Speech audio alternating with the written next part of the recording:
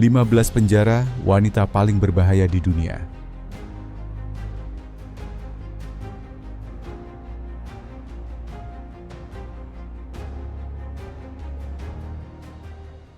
Mari kita mulai dari nomor 1. Dan percayalah, situasinya akan semakin mengejutkan. Penjara wanita paling berbahaya di dunia adalah Makala Central Prison di Republik Demokratik Kongo. Makala dibangun untuk menampung 1.500 narapidana. Namun kini menjadi salah satu penjara dengan tingkat kepadatan tertinggi di Afrika. Di blok wanita, kondisi memburuk secara drastis. Para narapidana ditempatkan di sel sempit yang sebenarnya dirancang untuk jauh lebih sedikit orang. Kebersihan hampir mustahil dijaga karena akses air bersih sangat terbatas dan fasilitas sanitasi sangat tidak memadai. Layanan medis hampir tidak tersedia, membuat para penghuni rentan terhadap penyakit dan infeksi, namun tidak ada yang mempersiapkan mereka untuk peristiwa pada September 2024. Menurut Human Rights Watch, upaya pelarian memicu kekacauan besar yang tak terkendali, memungkinkan orang bersenjata memasuki blok wanita. Setelah itu terjadi eksploitasi sistematis terhadap ratusan perempuan di tengah kerusuhan akibat percobaan kabur tersebut. Dalam upaya pelarian massal pada dini hari Senin itu, 129 narapidana meninggal dunia. Menurut Menteri Dalam Negeri Jacquemain Shabani, para penyintas mengatakan kepada New York Times bahwa mereka mengalami trauma mendalam dengan akses yang sangat minim terhadap layanan kesehatan mental maupun keadilan. Nomor 2 membawa kita ke Julia Tutwiler Prison di Wetumpka, Alabama. Dan apa yang akan Anda dengar mungkin mengubah pandangan Anda tentang sistem pemasyarakatan Amerika selama beberapa dekade. Tutwiler menjalankan unit segregasi khusus untuk mengisolasi narapidana perempuan dengan HIV berdasarkan kebijakan yang mengingatkan pada era sebelum hak sipil dan kepanikan AIDS tahun 80-an. Perempuan yang dinyatakan positif dipisahkan sepenuhnya dari populasi umum dan dilarang mengikuti sebagian besar program kerja, pendidikan, rehabilitasi, dan perawatan kesehatan mental. Dalam surat kepada kepala penjara, seorang penulis menggambarkan bahwa beberapa narapidana merasa diperlakukan secara terpinggirkan dan diabaikan. Mereka menyatakan pengalaman tersebut terasa seperti menghadapi berbagai beban sekaligus, yaitu kurungan, tantangan kesehatan serius, serta keterbatasan akses pendidikan atau pelatihan kerja. Menurut pengaduan yang diajukan ke Departemen Kehakiman AS oleh organisasi Nirlaba Equal Justice Initiative, sejumlah penghuni di berbagai area Tutwiler melaporkan tekanan hubungan yang tidak pantas. Ada juga laporan tentang narapidana yang hamil, dan beberapa yang mengangkat kekhawatiran tentang perilaku staf dipindahkan ke unit terpisah. Direktur Eksekutif EJI, Brian Stevenson, mengatakan kepada stasiun televisi Birmingham, Balu BRC, bahwa banyak orang di fasilitas itu hidup dalam kecemasan terus-menerus. Merasa tidak aman saat mandi atau tidur ketika petugas tertentu berada di asrama. Ia menggambarkan lingkungannya sebagai sangat mengkhawatirkan bagi para penghuni. Jika Anda masih mengikuti daftar ini, tuliskan angka 2 di kolom komentar agar saya tahu Anda masih bersama saya. Sekarang mari kita lanjutkan. Nomor 3 adalah penjara wanita Langata di Kenya. Tempat kepadatan telah mengubah fasilitas ini menjadi gudang manusia, bukan lembaga pemasyarakatan. Sel yang awalnya dibuat untuk jauh lebih sedikit orang kini diisi 70 hingga 80 perempuan sekaligus. Menciptakan kondisi begitu sempit sehingga aktivitas dasar manusia terjadi di depan umum. Perlakuan tidak pantas dari penjaga dan petugas keamanan di Langata berlangsung secara sistematis. Kekerasan fisik, pelecehan verbal, dan perilaku memaksa bukan kejadian langka, melainkan laporan yang sering muncul. Layanan kesehatan hampir tidak tersedia, sehingga narapidana harus menahan penyakit serius tanpa penanganan medis. Kekurangan gizi begitu parah hingga banyak yang menderita. Kondisi yang sebenarnya mudah ditangani dengan nutrisi dan perawatan memadai. Apa pendapat Anda tentang situasi ini? Tulis jawaban Anda di bawah. Nomor 4 membawa kita ke Pool E Charkhi Prison di Afghanistan.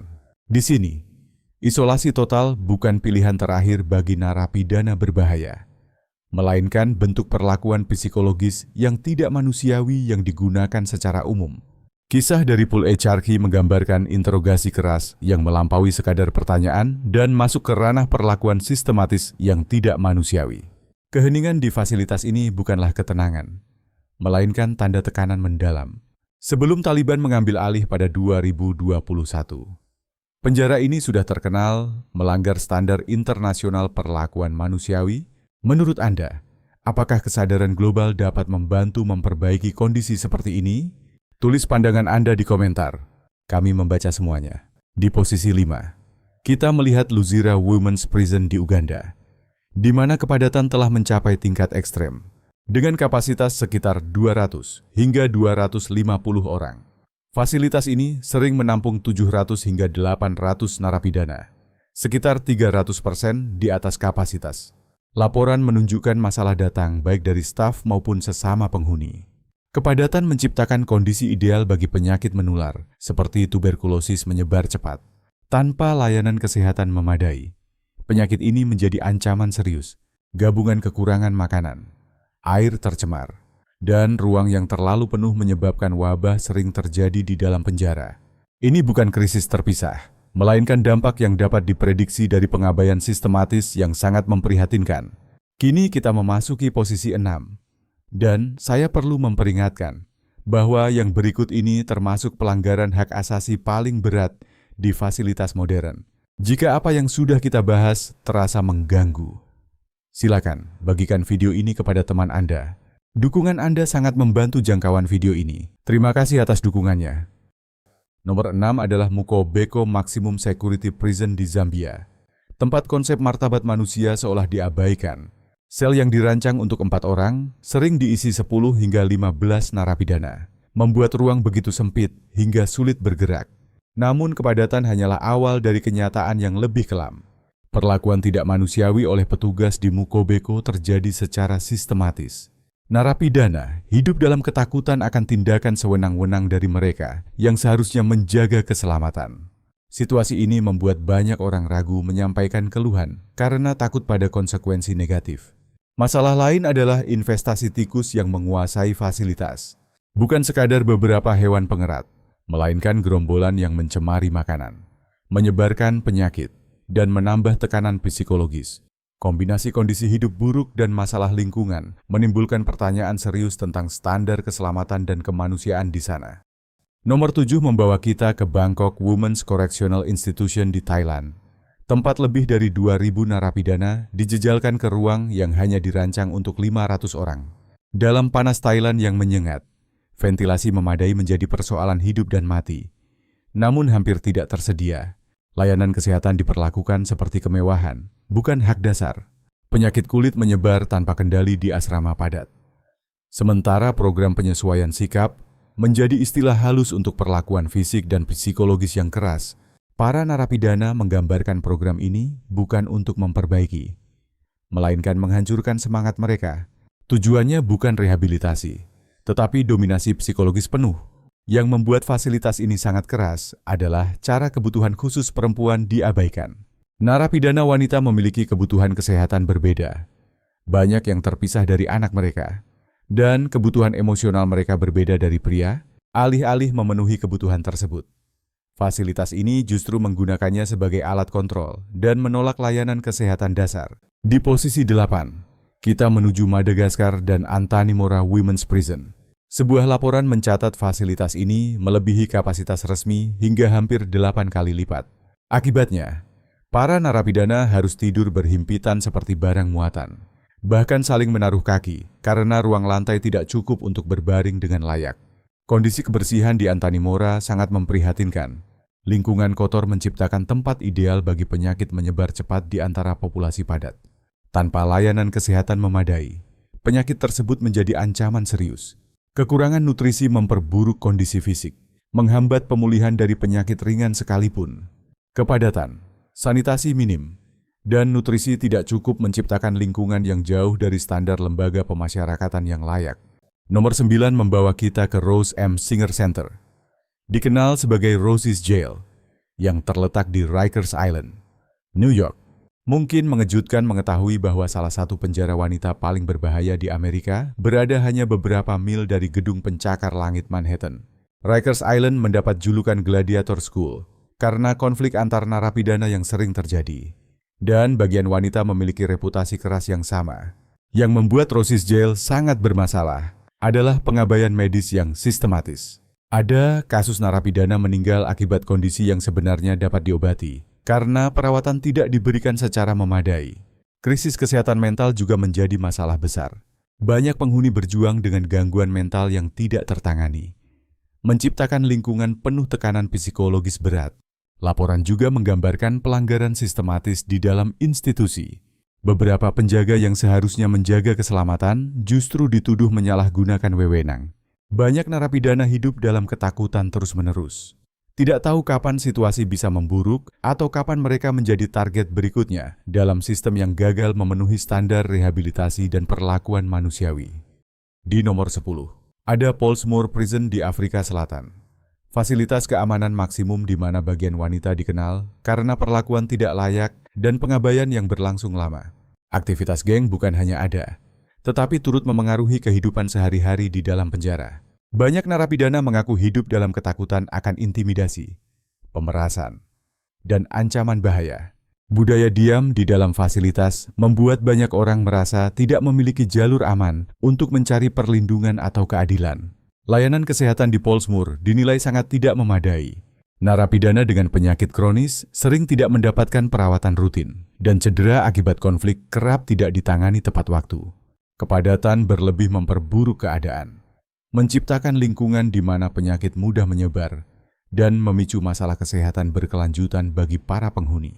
Nomor 11 membawa kita ke Al-Qanater Women's Prison di Mesir, yang terletak di wilayah gurun dan memperparah penderitaan para narapidana. Lokasinya sendiri menambah tantangan pada setiap persoalan yang sudah ada. Dalam suhu panas ekstrem, para penghuni sering kekurangan akses stabil terhadap kebutuhan dasar seperti air mengalir dan sanitasi yang layak. Dengan fasilitas kamar mandi terbatas, banyak yang harus menggunakan cara darurat yang merendahkan martabat pribadi. Tingkat kepadatan di sini sulit dibayangkan. Sel yang dirancang untuk 30 orang kini menampung hingga 95 narapidana. Minimnya ventilasi di tengah panas gurun menciptakan kondisi yang nyaris tidak dapat ditoleransi. Bau menyengat akibat sanitasi buruk menambah tekanan psikologis. Sementara suhu ekstrem dan sumber daya terbatas menjadikan setiap hari perjuangan bertahan hidup. Di nomor 12, kita melihat Bole Detention Center di Mali. Satu-satunya penjara wanita di negara tersebut yang membuat tempat ini sangat memprihatinkan adalah banyak penghuninya di penjara karena mencoba mengakhiri kehamilan, yang dilarang keras menurut hukum Mali. Kekurangan gizi memengaruhi perempuan dan anak-anak yang tinggal bersama mereka. Dengan pasokan makanan tidak mencukupi sehingga banyak keluarga mengalami kondisi fisik yang lemah, sanitasi juga tidak memadai. Dan para penghuni bergantung pada fasilitas darurat yang menciptakan lingkungan tidak higienis.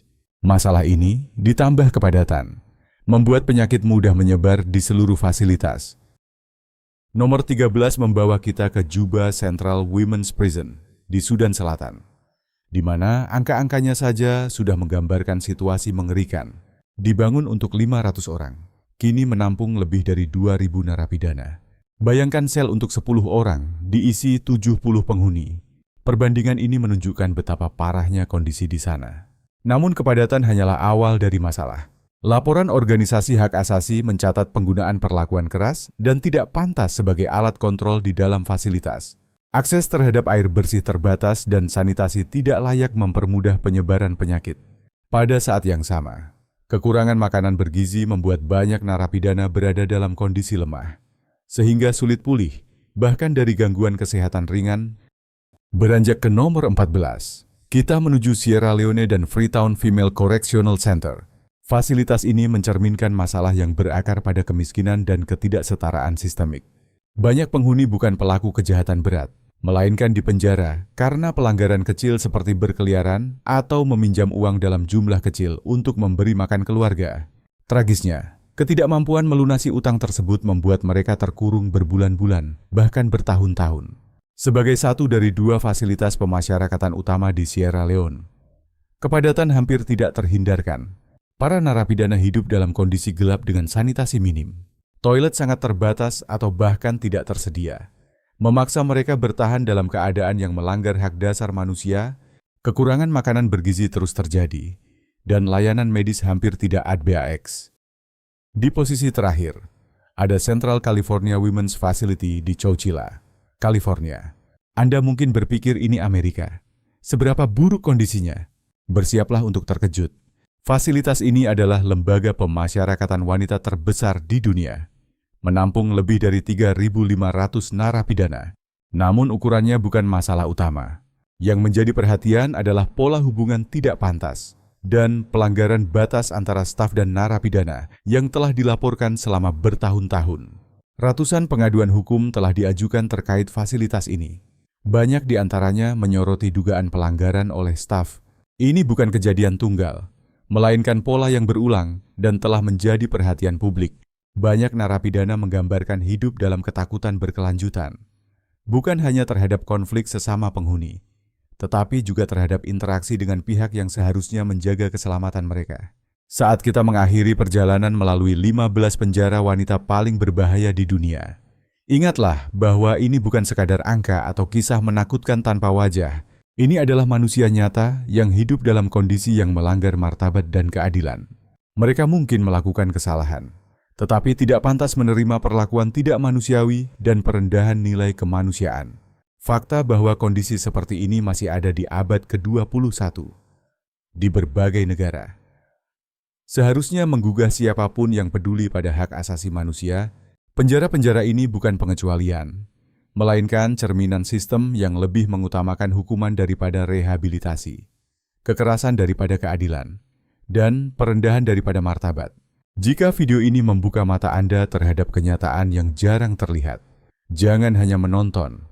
Bagikan video ini kepada orang lain agar lebih banyak yang memahami situasi tersembunyi ini. Berlangganan saluran ini dan aktifkan notifikasi karena mengungkap ketidakadilan. Seperti inilah yang perlu terus kita lakukan. Dan yang terpenting, tuliskan di komentar fasilitas mana yang paling mengejutkan Anda dan menurut Anda, langkah apa yang harus diambil untuk mengatasi pelanggaran hak asasi ini. Terima kasih sudah bersama kami hari ini. Semoga Anda merasa mendapatkan wawasan baru. Dukungan Anda sangat berarti bagi kami. Semoga Anda selalu dalam kebaikan. Terima kasih sudah menonton. Kalau video ini lucu atau bermanfaat, jangan lupa like, subscribe, dan nyalakan loncengnya agar tidak ketinggalan video baru. Sampai jumpa di video berikutnya.